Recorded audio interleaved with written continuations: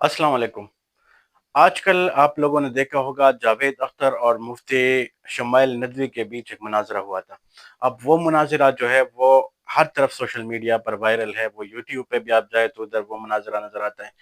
आप फेसबुक पे भी जाए, मुफ्ती शमाइल नदवी ने कमाल का मुनाजरा किया और मुझे तो ये भी पता नहीं था कि ये शख्स जो है जावेद अख्तर ये एथियस्ट है। मैं तो पहले इसे मुसलमान समझ रहा था, लेकिन अब इस मुनाज़रे से पता चला कि ये इतना वो गिरा हुआ इंसान है और क्या सोच सकता है। अच्छा, ये पहला आदमी नहीं है। मैंने अभी 3-4 रिसेंटली मैं 3-4 और बंदों से भी मिला हूँ कि वो मतलब उनकी सोच भी ऐसी है। अब इस सोच को क्या कहते हैं? इस बंदे को कहते हैं एथियस्ट। एथियस्ट क्या होता है? एथियस्ट उस अच्छा, बहुत सारे लोगों को आप लोगों ने देखा होगा काफ़िर जो होते हैं, वो कह रहे हैं जी हम खुदा को मानने वाले होते हैं, ठीक है? लेकिन वो लोग खुदा अपने जैसे हिंदू लोग हैं तो बुत में ढूँढते हैं, ईसाई लोग होते हैं वो जो अपना उनका वो निशान है उसमें ढूँढते हैं या चर्च जाते हैं, ठीक है? अब एथियस्ट जो होता है, एथियस्ट वो खुदा को मानता ही नहीं, वो खुदा के वजूद पे यकीन ही नहीं करता। वो कहता है कि जी दुनिया जो है या जो जो चीज़ें हमें नज़र आती है, यूनिवर्स, कायनात, ये सारा इवॉल्व हो चुका है। एवोल्यूशन थ्योरी आप लोगों ने पढ़ी होगी। एवोल्यूशन थ्योरी की वजह से ये सारा कायनात जो है ये वजूद में आया है। तो उस पे चलो उस पे बहस नहीं करती एथियस्ट क्या है। अब उनको मुफ्ती शमाइल नदवी ने कमाल के जवाब दिए हैं, आई एप्रिशिएट दैट। लेकिन अब ये शख्स जो है मुफ्ती शमाइल नदवी, जैसे आप लोगों को मैंने बताया कि अब ये वायरल हो चुका है। अब उस दिन पॉडकास्ट एक हो रहा था इसका, तो उस पॉडकास्ट में इसने कहा कि जी मैं पाकिस्तान को इस्लामी मुल्क ही नहीं मानता। अब आज की वीडियो का मेरा मकसद यह कि मैं उनको जवाब दूं कि पाकिस्तान इस्लामी मुल्क है कि नहीं। देखिए, पहली बात तो यह कि पाकिस्तान का वजूद ही इस्लामी है। पाकिस्तान बना ही इसलिए था कि इसमें इस्लामी निफाज होगा, लोग नमाज पढ़ेंगे, मस्जिदों में जाएंगे खुल्लम खुल्ला, क्योंकि हिंदुओं के ज़ेर असर जब पाकिस्तानी मुसलमान थे तो उस वक्त ये इबादत नहीं कर सकते थे, ठीक है? आप इंडिया में भी पूछे, रोज़ आए जो तो अजान ना करो, मस्जिदों में ना जाओ, मस्जिदों पे हमले, बाबरी मस्जिद का वाक़या आप लोगों ने सुना भी होगा, देखा भी होगा। मुसलमानों पे जुल्म उधर होते रहते हैं, ठीक है?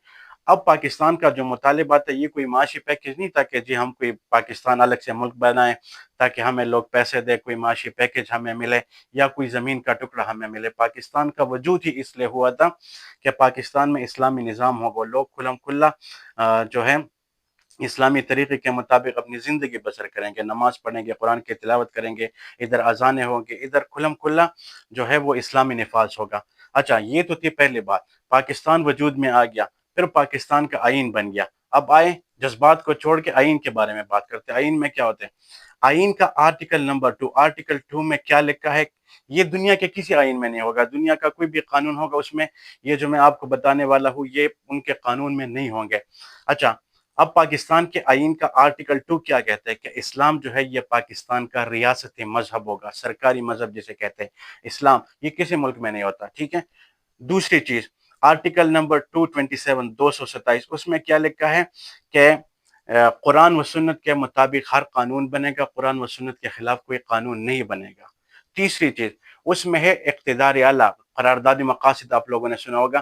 करारदादी मकासिद में है इक़्तिदार आला सिर्फ अल्लाह ही की ज़ात है और पाकिस्तान की रियासत उसी अल्लाह के मुकर्रर करदा कानून के मुताबिक वो कवानीन बनाएंगे और उसके मुताबिक वो इक़्तिदार आला इस्तेमाल करेगी। अच्छा, इसके अलावा क्या है? इसके अलावा पाकिस्तान में इस्लामी नज़रियाती कौंसिल है। इस्लामी नज़रियाती कौंसिल का काम क्या है कि वो असम्बली में कोई भी कानून ऐसा पास नहीं होगा जो कुरान और सुन्नत के खिलाफ होगा। इस्लामी नज़रियाती कौंसिल उस कानून जो भी कानून बनेगा अगर वो इस्लामी और सुन्नत के खिलाफ होगा तो उसकी निशानदेही करेगी। मतलब इसका ये कि इस्लामी नज़रियाती कौंसिल ये किसी मुल्क में भी नहीं, ये सिर्फ पाकिस्तान में बना है कि वो निशानदेही करे कि पाकिस्तान में कुरान और सुन्नत के खिलाफ कोई कानून ना बने। ठीक हो गया। अच्छा, पांचवी चीज, पाकिस्तान के सदर और वजीर आजम, प्रेसिडेंट और प्राइम मिनिस्टर के लिए मुसलमान होना लाजमी है। वो मुसलमान होंगे तभी जाके वो प्रेसिडेंट और प्राइम मिनिस्टर जो है वो बन सकते हैं।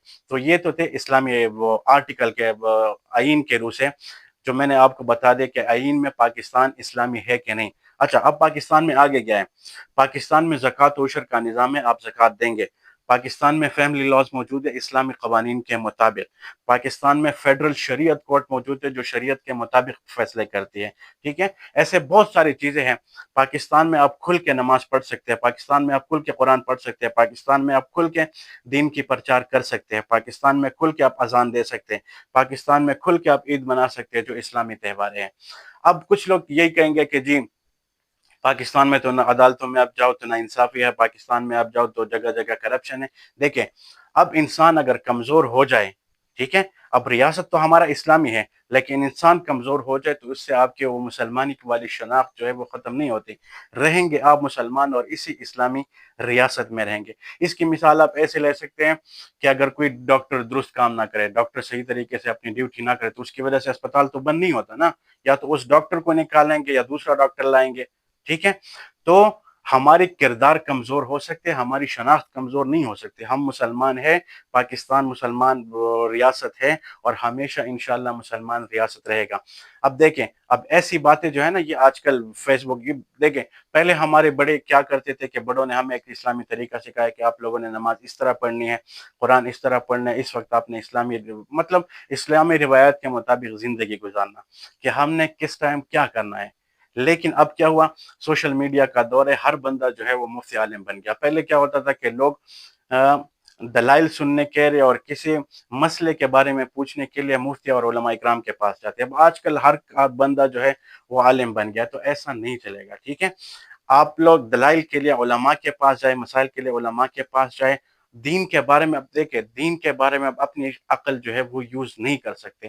اس کی مثال میں آپ کو ایسے دے سکتا ہوں کہ جی نماز کے لیے ہم پہلے وضو کرتے ہیں، غسل کرتے ہیں، ٹھیک ہے، لیکن اللہ کا حکم ہے کہ اگر کہیں آپ کو پانی نہ ملے یا وضو آپ نہیں کر سکتے یا غسل نہیں کر سکتے تو آپ تیمم کر سکتے ہیں۔ اب تیمم کا طریقہ کیا ہے؟ تیمم کا طریقہ یہ کہ جس صاف جگہ پہ مٹی پڑی ہو اس سے آپ تیمم کر سکتے ہیں۔ تیمم کا پھر باقاعدہ اپنا طریقہ ہے، لیکن جہاں مٹی پڑی ہو اس پہ آپ نے ہاتھ رکھنے اور وہ ہاتھ پھر چہرے اور ہاتھوں وہ بازوؤں کے پہ ملنا ہے، ٹھیک ہے؟ اب یہ ہے مٹی، عام تاثر یہ ہے کہ مٹی گندی چیز ہے، ٹھیک ہے؟ تو اب اسلام میں تیمم کا یہ صفائی کے لیے ایسا نظام کیوں ہے؟ تو یہ ہے کہ دین میں عقل یوز نہیں ہوتے، ٹھیک ہے؟ آپ لوگوں کو اگر کوئی مسئلہ پوچھنا ہے، کسی چیز کے بارے میں شک ہے تو آپ علماء کے پاس جائیں، کسی کے ساتھ بحث نہ کریں، اور خاص کر ان لوگوں کے ساتھ جو ایتھیسٹ، اب یہ ان ایتھیسٹ لوگوں کے ساتھ جی خدا ہے کہ نہیں ہے، میں نے تو یہ پڑھا تھا، یہ ایسا نہیں ہو سکتا، ویسا نہیں ہو سکتا، ایسی بحث سے آپ دور ہی رہے۔ ایسے لوگوں کو پھر آپ علماء کے پاس بھیج دیں، زیادہ کسی کے ساتھ بحث نہ کریں۔ جیسے قرآن میں آیت ہے نا، وَمَا آتَاكُمُ الرَّسُولُ فَخُذُوهُ وَمَا نَهَاكُمْ عَنْهُ فَانتَهُوا، اللہ نے جو کچھ دیا، اللہ اور اللہ کے رسول نے، ان کو آپ مضبوطی سے پکڑیں، ان قوانین کے پاسداری کریں، ان جو اصول ہے ان پہ عمل کریں، اور جن چیزوں سے حضور صلی اللہ علیہ وسلم نے منع کیا ان سے منع ہو جائے۔ یہ آسان اسلام ہے۔ امید کرتا ہوں ویڈیو پسند آئی ہوگی، شیئر کر اپنے دوستوں کے ساتھ۔ السلام۔